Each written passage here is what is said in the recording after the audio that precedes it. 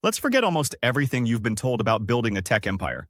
The idea that you need to learn to code, raise millions in venture capital, or hire a team of PhDs? Those rules are obsolete. This isn't a fantasy about building a $10 million company overnight. The truth is far more practical and powerful. We are living through a massive redistribution of creative power. The barrier to creating world-class software has been obliterated by a new generation of AI. In this video, I'm giving you the step-by-step playbook to build an AI app from scratch, land paying customers, and line it up for a multi-million-dollar acquisition. While scaling to millions might eventually require some investment, you can get started with just a powerful idea and the new wave of AI builders that are turning concepts into companies. Let's get into it. For the last 20 years, building a software company was brutally straightforward. You either had to be a world-class engineer or have a fortune to hire them. The game was gate-kept by technical complexity and capital. Ideas were cheap, execution was everything, and execution was incredibly expensive. The old way meant months of planning and burning through tens, if not hundreds, of thousands of dollars just to get a minimum viable product, or MVP. It was slow, risky, and locked out anyone who wasn't already an insider. Now, welcome to the new way. The AI gold rush isn't about who can write the best code. It's about who has the best ideas. The development process is flipped on its head. Instead of writing code, you write prompts. What once took a team of engineers months can now be prototyped by one person in a weekend. According to firms like Gartner, by 2025, 70% of new enterprise applications will use no-code or low-code technologies. We've moved from coding to prompt-driven development. You are the architect, and AI is your infinitely scalable development team. This shift is democratizing entrepreneurship on a scale we've never seen. This is the new playbook. Step 1. The $10 million idea framework. The biggest mistake founders make is building a cool solution and then searching for a problem. A $10 million company isn't built on a slick feature. It's built on solving a painful, expensive problem for a specific group of people. Your goal is to find a $10,000 a year problem for 1,000 different customers. Forget boiling the ocean. Look for a small, inefficient niche in industries like logistics, legal tech, or local services. Here's the framework. First, find a workflow that is painfully manual, slow, and expensive. Where are people still using messy spreadsheets and endless email chains? These are gold mines. Second, ask yourself, can AI make this process 10 times faster, cheaper, or more accurate? AI is brilliant at summarization, data extraction, and prediction.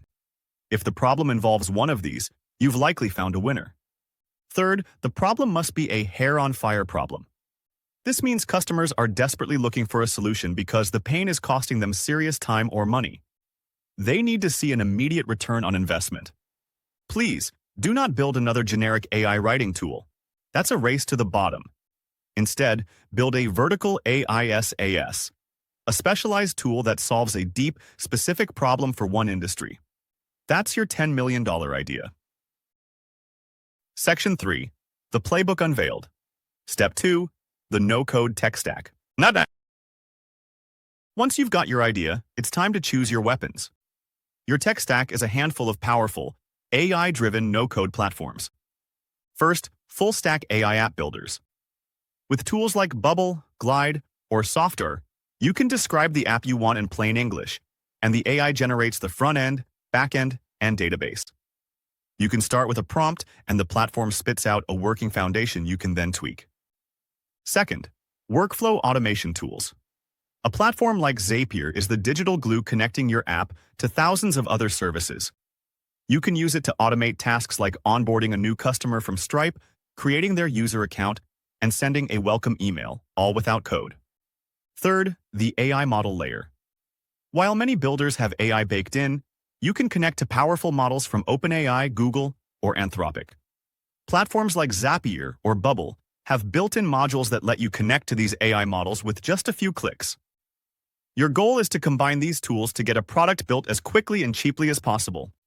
This is software composing, a core skill for the modern founder. Section 4. The Playbook Unveiled. Step 3. Building the MVP with AI. All right, now we build. But building now means you're the director, guiding the AI. Start with a specific core prompt. Don't say, make a project management app.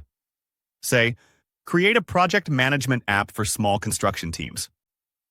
It needs a main dashboard for active projects, a Kanban board for tasks, and simple hour tracking. The AI builder will generate your initial app. It won't be perfect, but it will be a functional start. From there, you iterate. Use the visual editor to move things around and follow up prompts to add features. Add user login with Google. Or create a subscription page with 3 pricing tiers. The whole process is a conversation between you and the AI. Focus only on the core feature that solves that hair-on-fire problem. Everything else is a distraction. The point of the MVP isn't to be perfect. It's to be a learning machine.